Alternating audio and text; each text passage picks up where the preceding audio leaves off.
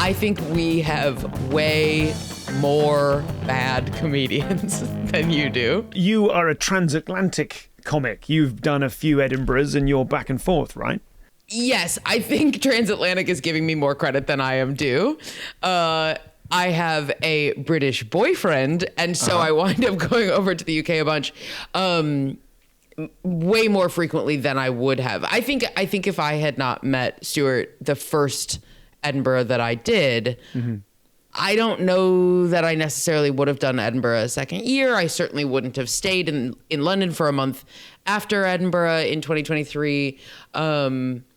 I certainly wouldn't be back over as much as I am. And so now I have this, I think, very unusual opportunity for an American comedian to build a career in the UK. Like, sure. It's kind of doing so presents more solutions than it does problems, presumably, in your situation. Yeah. Yes, absolutely. Right. The decision was a little bit made for me, or like the path has a little bit been laid for me because of my relationship. But then in that context, I get to be like, oh, okay, cool. Well, now I get to know, I get to become familiar with the clubs in London, and I get to, I'm doing Excess Malarkey in Manchester in May. I'm doing it tomorrow night. I'm so excited. I've not done it in ages. Amazing. Yeah. I've heard such incredible things about it. And that's the kind of thing that if I didn't have a real tether to the UK, I would go, oh, neat. Sounds like a nice night. And, it wouldn't be in the purview of things of ways that I was trying to build my career. But now because I have this strong and ever growing connection to the UK, now I get to enjoy all of the beauty of the UK comedy scene, which is, there are so many ways that I am jealous of the UK comedy scene. Go on, flatter us. Yes, yeah. I think that the UK scene, so of course the differences are largely defined by scale, right? Like even New York to London, there is just a difference of scale. And then particularly US to UK, there is just a difference of scale. Our country is, this is me being the most American I'm ever going to be. Look, our country's bigger than yours. I don't know what to tell you. We got more people, we got more comedians, we got more cities, and they are bigger. And so there's just like, there is more going on, but the UK's density of comedy is so much higher. Like the gas cloud is much denser. I sort of say it that like in the US, the ceiling is higher, but the gap is narrower. And in the UK, the ceiling is slightly lower, but the gap is much wider. And so you wind up seeing people who get opportunities that, sorry, I'm like really trying to figure out how to say this in a beautiful artistic way. I'm jealous of the density. I'm jealous of the fact that like your industry watches work in progress shows. Like that's like our industry does not have any interest in watching work in progress shows. They want to see, they're not like going to see a show develop over a period of 10 months or something. They want to see it once it's done.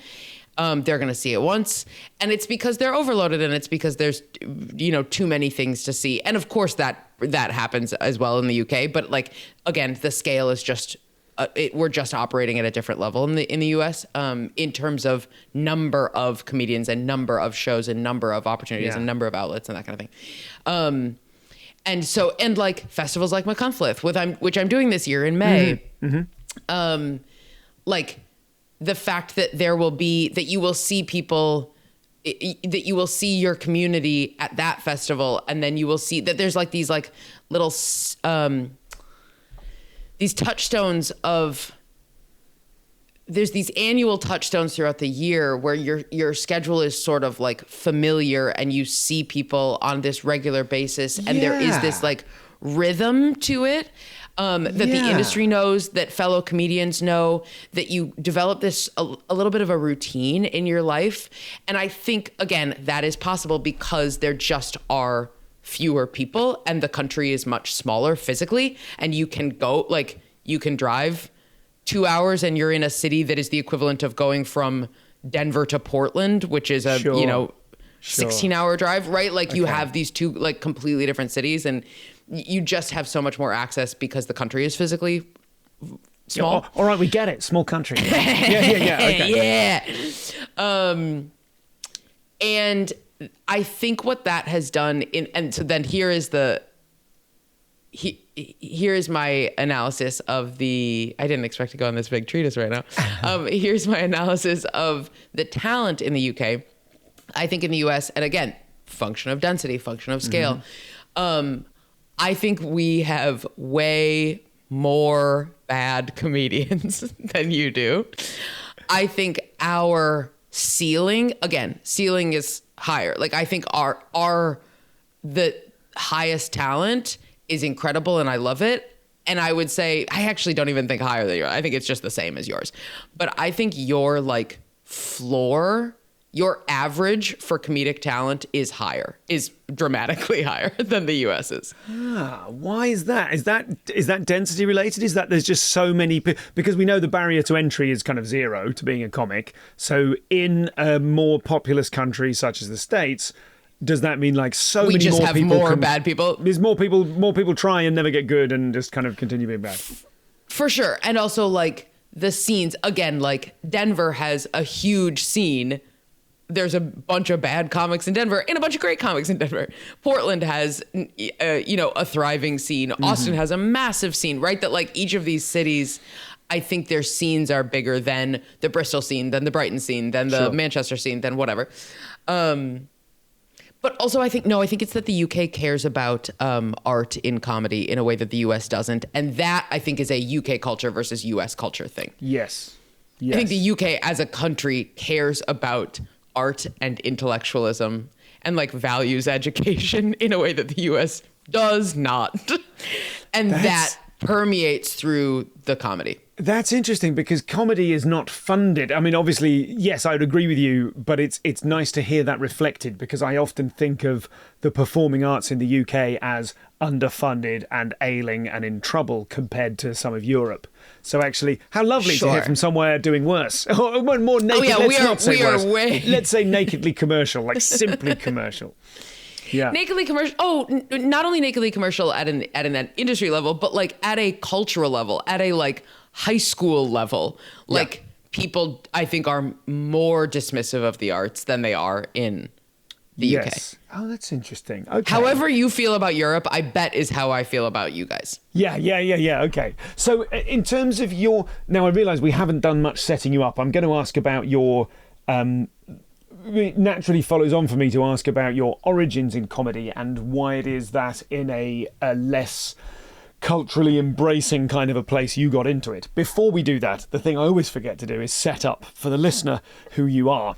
I recently saw your show Cheat, which you were kind enough to send me a copy of, and it is absolutely brilliant. And what I loved about it is that it delivered on the promise of the concept, because I think there are comedy shows out there where like, whoa, big concept, and then we get some stuff that is tangentially related to the concept, what have you, and you really went there. You talked about your infidelity and your habit of cheating on people and why that's happened, and it gets into your family. But as soon as you mention your family, I was like, oh, could this tease off into being actually a family story? But it's not. It's a you story and it's a cheating story. And the family are absolutely central to it, but not more so than you. So I just wanted to set up that I thought it was fantastic. And I think the writing is great and the performance is great. And also, the stuff about the book really got me and made me cry in a way that was... I noticed, actually, you referred to it as a one-woman show. Talk to me about that. Is that an Americanism? Because to us, that's that's a stand-up show. But is there something about the framing of calling it a one-woman show that means that almost forces on your American audience some of the things we're talking about in terms of how they should appreciate it, or how much space they should give it? Yes, this actually ties directly back to the UK cares about art more than the US does, in that...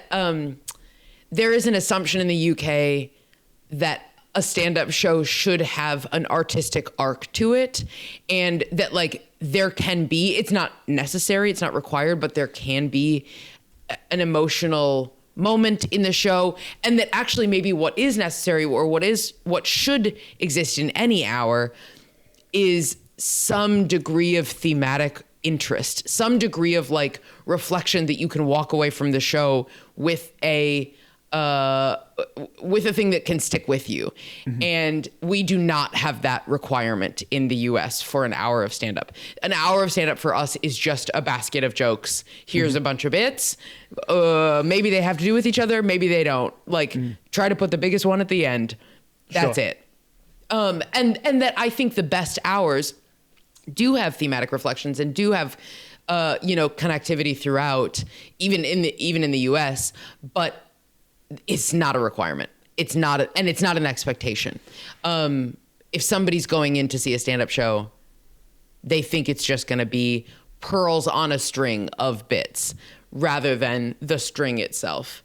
And so, like, my Cheat, what you watched, is so much more serious than what an American audience would expect from an hour of stand-up. And so you frame it as a one-woman show so that you can do an hour of stand-up by stealth. Yeah, it's so funny because I'm like, it's not an hour of stand-up. Of course, I'm so sorry. Yes, it's not a framing device. It's how you honestly apprehend that show. Yes, 100%, 100%. I'm not doing it as a gimmick. I'm not suggesting it's a gimmick, but I completely understand. Right, yeah. Framing device, exactly. I really do come from a country where we're like, that's not an hour of stand-up. That's a solo show. That's what you're doing these $10 shows over there. That really is my understanding of what I am doing. Now, it's the problem is that I'm trying, like, I would love to build an off-Broadway run for Cheat. And have attached a Broadway director to it, who directed who took a different one-woman show, a much truer one-woman show from off-Broadway to Broadway, and he's awesome, and I'm so excited. But as I'm getting into the theater world is like, oh, a one-woman show. Well, they look at what I've made, and they're like, well, that's not theater enough. Okay. You're doing an hour of stand-up. And I'm like, no! Okay. So... yeah, it is that I know that I am sort of straddling both worlds, at least by a US definition. I see. But in the UK, you're just doing the thing that people want and expect and enjoy. So so that challenge of like, it's not stand-up enough for you and it's not theatre enough for you, in the UK just evaporates because you go, this is the show itself. Exactly. Yes. Exactly. Wow.